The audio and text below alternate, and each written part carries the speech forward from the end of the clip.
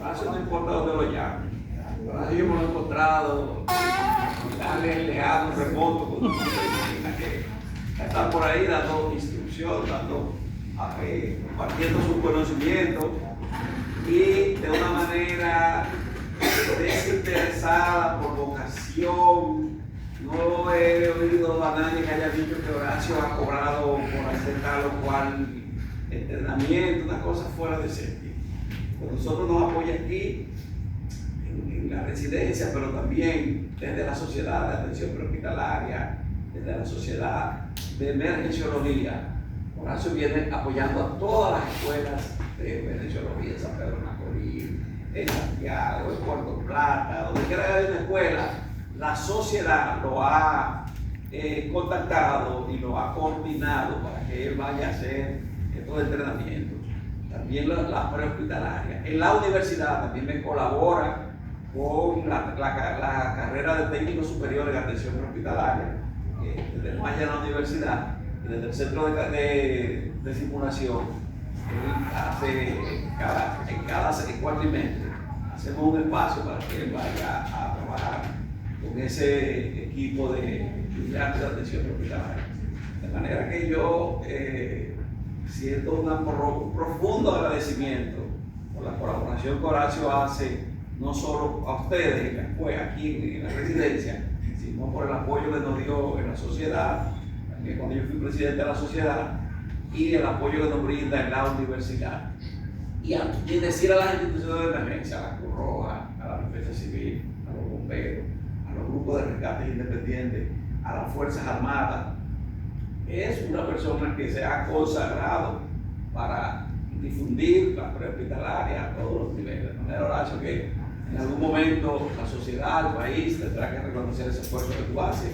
Yo sé que tú no lo haces para que te lo reconozcan, pero es justicia reconocer el aporte que hacen los seres humanos, sobre todo de manera desinteresada, como tú lo haces. Horacio paga él un pasaje para ir a entrenarse, después traer todo su conocimiento y difundirlo de manera gratuita, sin interés alguno. De manera, hermano Horacio, que gracias aquí delante de los estudiantes, de los presidentes, ese reconocimiento que hacemos a ese esfuerzo que tú haces y a esa labor. Demos un aplauso a... Gracias, muy buenos días nuevamente. Y de igual manera al doctor Franklin Gómez, médico emergenciólogo y coordinador de esta prestigiosa residencia de emergenciología del Hospital Plaza de la Salud. Para nosotros es un placer estar con ustedes una vez más para iniciar este entrenamiento en el día de hoy. Que lo que pasa en este tipo de actividad que yo hago, que más que un trabajo, es mi pasión, es parte de mi día a día. De hecho, vine así desde el nacimiento, porque yo nací 11 de septiembre, yo soy de 9 días 11 de nacimiento. Cosas de la vida. Claro que sí. Y hoy estamos aquí, Franklin, porque nosotros vamos a hablar de uno de los problemas más grandes que tiene la humanidad ahora mismo, incluyendo la República Dominicana. Voy a pasar para allí para pasar la presentación, que es el manejo inicial de víctimas de trauma por accidentes de tránsito en el ámbito prehospitalario. Para nadie es un secreto que este tipo de eventualidad está acabando con los seres humanos. Sí, ya me han pasado 30 años en esta área y luego de irme directamente a la parte prehospitalaria, ¿cuánto nosotros nos aprendemos en el día a día en este tipo de flagelos? Que para nadie es un secreto lo que está ocasionando, como le dije, también aquí en la República Dominicana. En tal sentido, nosotros vamos a hablar primeramente de lo que es, repito, el manejo inicial del paciente de trauma en el ámbito prehospitalario. El manejo de la calle y sala de emergencia es prácticamente lo mismo. Lo que se hace en sala de emergencia es que se le suman algunas cosas y eso más adelante lo vamos a ver. Entonces vamos a ver esta primera parte y luego que terminemos aquí, incluso con algunas demostraciones que vamos a hacer, entonces vamos a pasar a lo que está la ambulancia para que también ese tipo de vehículos que ustedes tienen aquí extremadamente equipados, porque es lo que puedo decir, sepamos algunas cosas, cómo lo vamos a utilizar. Claro, vamos a tener un marco teórico también aquí de las clasificaciones de la ambulancia y de la fisiología del transporte en ambulancia, que es lo que deteriora a nuestro paciente en el transporte. Hablando de pacientes en este ámbito prehospitalario, nosotros desde el punto de vista de la atención de la calle, le llamamos a nuestros involucrados en los eventos de las emergencias médicas víctimas y en sala de emergencia pacientes, ¿Cuál es el tema de discusión ahora mismo en la Organización Mundial de la Salud tratando de estandarizar el mismo nombre?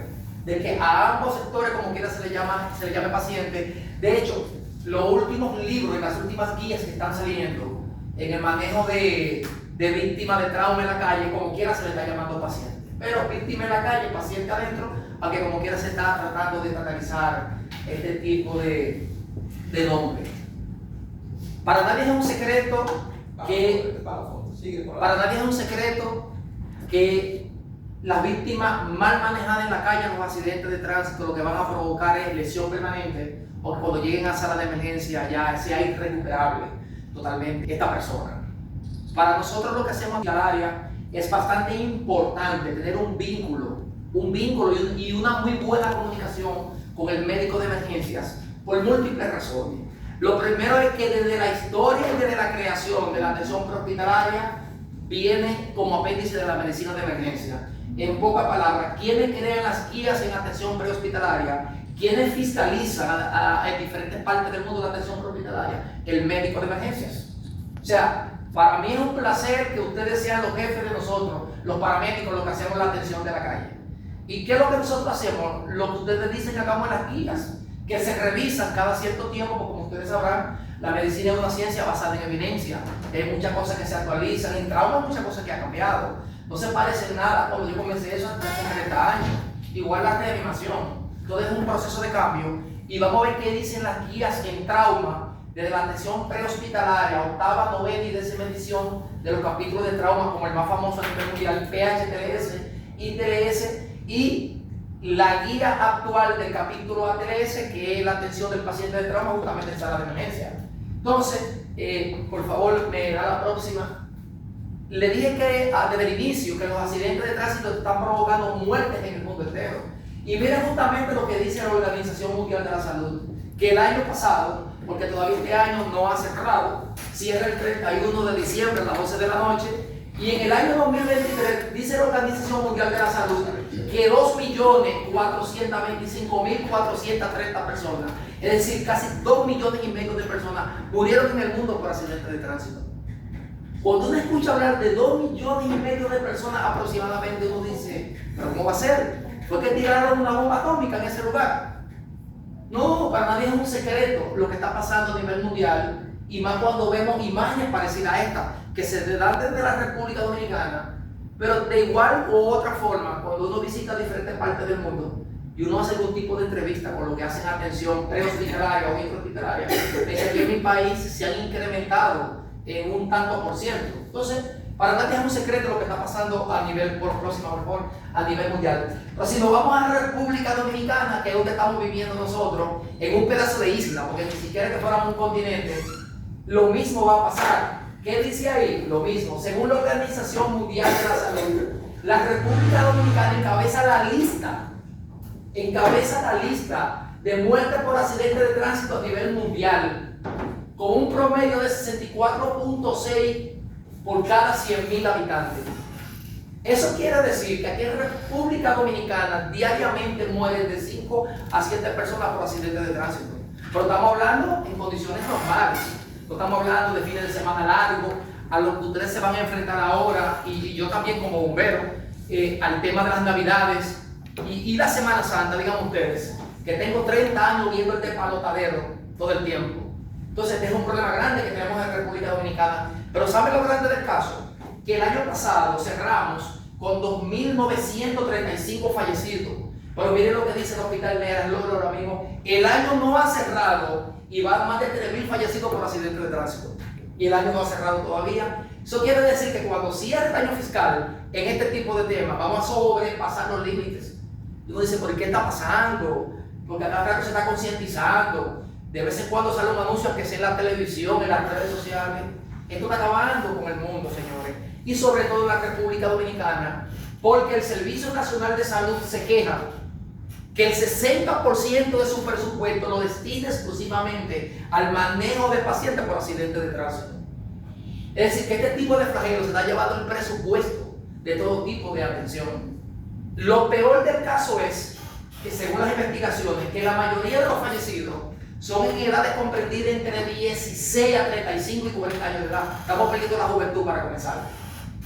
16, 35, 40 años de edad, 60% accidentes de motocicleta, o sea, se están matando en los motores. Ahorita lo vimos acostado en la 6 de noviembre y calibrando los motores. Eso para nadie es un secreto esta parte. Eso quiere decir que tenemos un grave problema aquí en República Dominicana con este tipo de flagelos, y yo sé que para ustedes no es un secreto, porque están aquí, rotan en otros hospitales, rotarán en su momento, y son ciudadanos comunes y corrientes como también yo lo soy, y estamos viendo lo que está pasando. Próxima, por favor. Es un grave problema que incluso en el 2019 se hizo un estudio de cuál es la región del país que más incremento o muerte tenía, o hospitalizaciones por accidentes de tránsito, y se estableció que la parte del este profundo.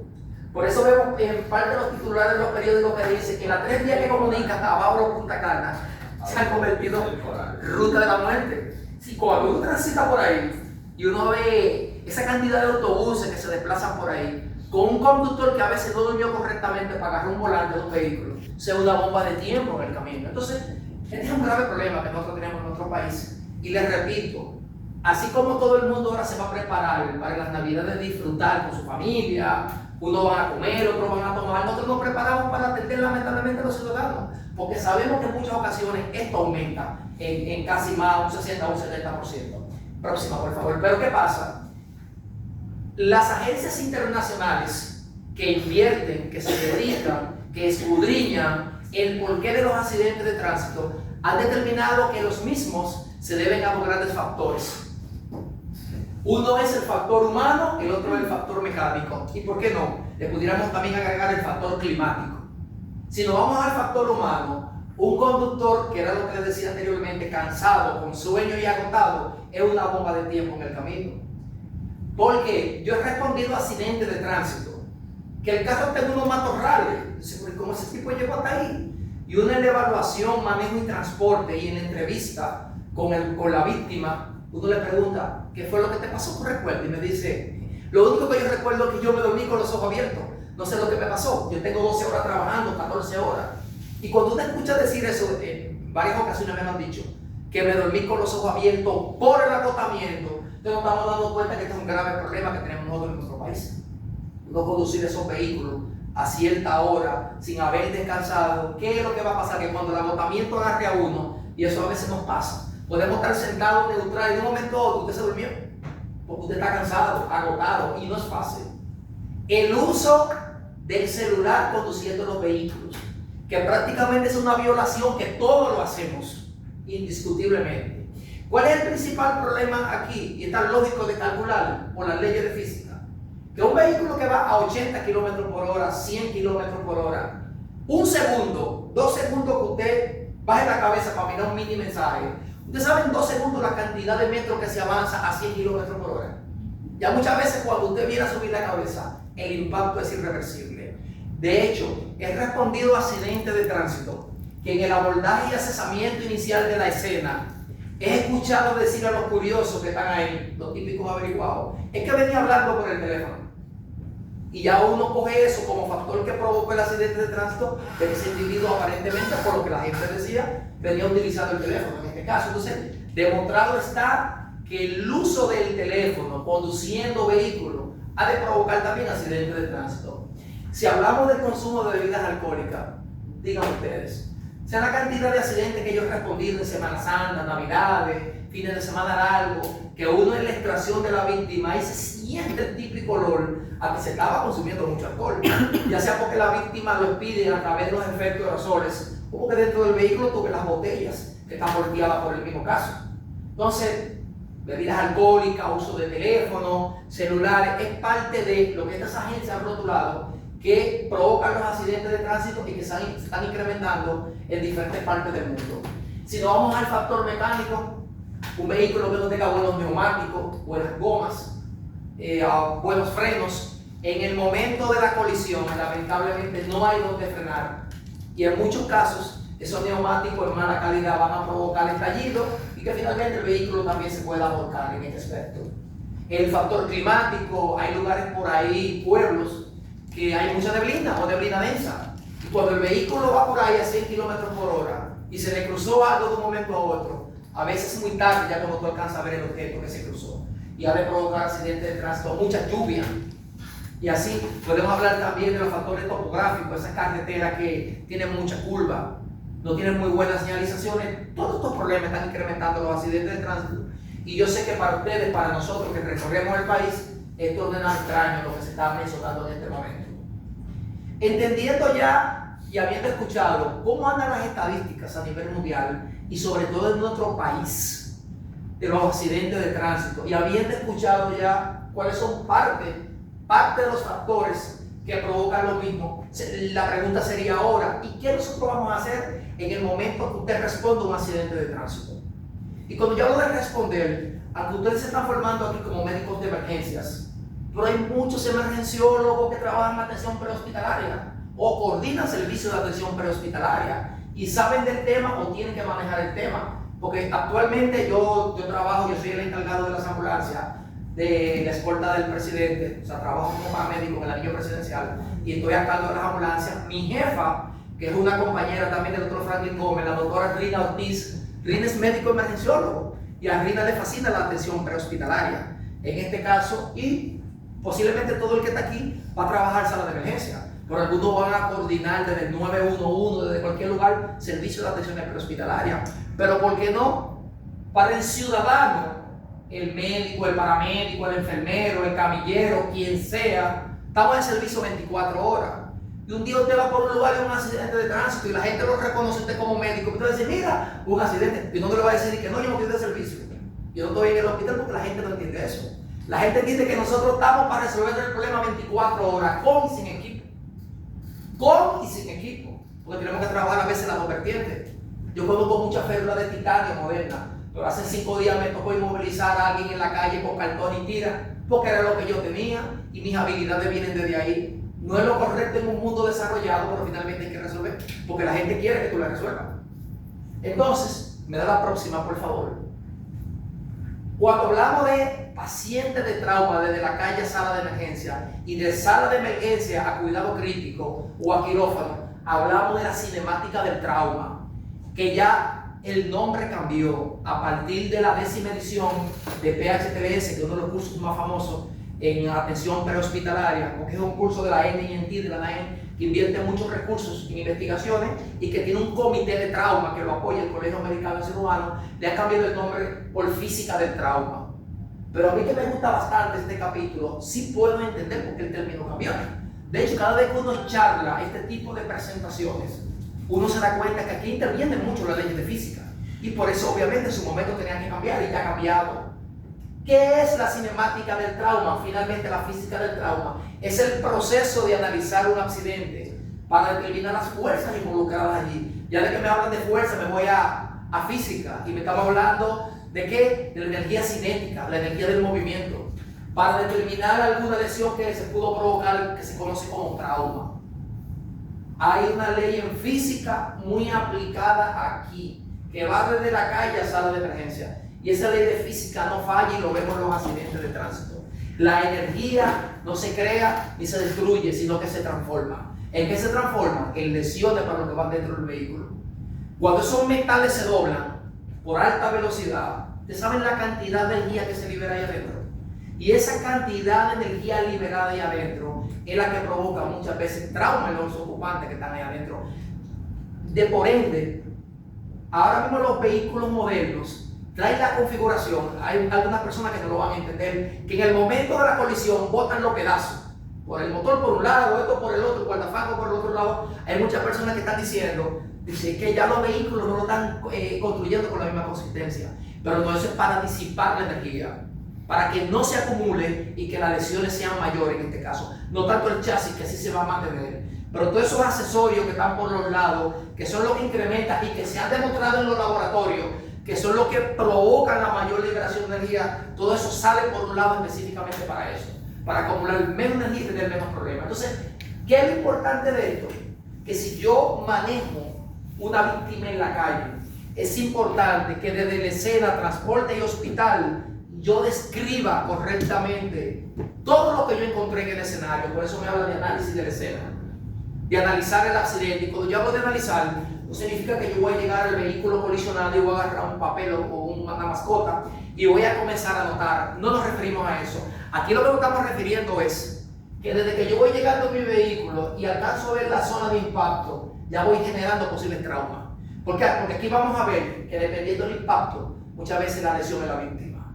Y si yo veo que ese vehículo chocó de frente y estoy accesando la escena y veo que el conductor no lleva el cinturón de seguridad puesto y alcanzo a ver sangre en el parabrisas desde lejos, digo, ¿y esta sangre? O sea, no viene de la nube, es de la cabeza de alguien que está ahí adentro. ¿Qué indica? Que una cabeza golpeó ese parabrisas. Y ya yo tengo que prepararme, y no lo he evaluado, para manejar los posibles traumas craneal, craneoencefálico, craneocervical, por el movimiento del látigo y la inercia, que está descrito muy claro en la física. Pero así mismo, todo eso que yo encuentre, tengo que desplegarlo aquí en sala de emergencia. ¿Por qué? Porque la cinemática del trauma o física del trauma se parece mucho a la semiología médica. Cuando uno le pregunta al paciente, ¿cómo te comenzó el dolor? Así es lo mismo aquí. Aquí uno tiene que describir cómo encontró el vehículo colisionado.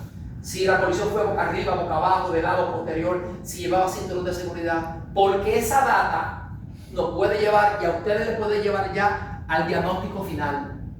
Nosotros en la atención prehospitalaria muy difícilmente trabajamos con el diagnóstico final. ¿Por qué? Porque reconocemos y entendemos que el diagnóstico final pertenece a la sala de emergencia. ¿Por qué? Porque muchas veces se necesitan estudios en el momento que nosotros de la atención prehospitalaria no lo podemos hacer ni realizar por múltiples razones, por la falta del equipo o por la inseguridad de la escena. Entonces, por eso que muchas veces nosotros decimos, el paciente masculino de 24 años de edad que viene por colisión frontal con posible fractura bilateral de fémur. Y es posible que ustedes lo vean con deformidad anatómica y digan, es obvio que sí. Pero realmente aquí que se tiene que demostrar que sí. Mientras tanto, para nosotros viene con una posible fractura bilateral de fémur. ¿Por qué? Porque finalmente aquí hay que realizar el diagnóstico final, la radiografía y todo lo que ustedes entiendan. Entonces, esto es bien importante, la cinemática del trauma, conocida como la física del trauma. ¿Por qué? Porque a la misma velocidad que va el vehículo, a esa misma velocidad va el cuerpo humano dentro del vehículo. ¿Qué significa eso? Que si un carro choca a 80 km por hora contra una mata de coco, también el cuerpo humano choca a 80 km por hora contra el interior del vehículo. ¿Y a qué me refiero contra el interior del vehículo? Contra el volante, en este caso, que es la primera causa de muerte por trauma en accidentes vehiculares. Aún se abre la bolsa de aire. Hemos encontrado pacientes con lesiones mínimas a nivel torácica. Tú dices, pero es que se abrieron la bolsa de aire, claro, pero ¿a qué velocidad se dispara la bolsa de aire? A 300 y 370 km por hora. Entonces, vamos a ver más adelante en las otras imágenes que si el conductor no está bien ubicado en el asiento, pues estas lesiones se pueden incrementar. Y las bolsas de aire pueden funcionar solamente en un porcentaje. Pero de aquí parte todo el manejo de trauma, desde afuera hacia adentro del hospital. Entonces, como estamos hablando de accidentes de tránsito, tenemos que entender que hay diferentes tipos de colisiones. Cuando yo hablo de colisión, choque o impacto, yo estoy hablando del mismo problema en este caso, de lo mismo. Estamos viendo aquí que podemos tener una colisión frontal, puede ser lateral, puede haber colisión posterior, volcadura y atropellamiento incluso del peatón. Cada fase de eso muchas veces tiene una lesión específica y vamos a ver a continuación. Vámonos, por favor, con una de las más catastróficas. ¿Por qué una de las más catastróficas? Porque otra vez no tenemos que ir a la ley de física y otra vez tenemos que entender por qué cambia el nombre. Hay una ley en física que dice que las velocidades opuestas se suman. Eso quiere decir que si un vehículo viene a 80 km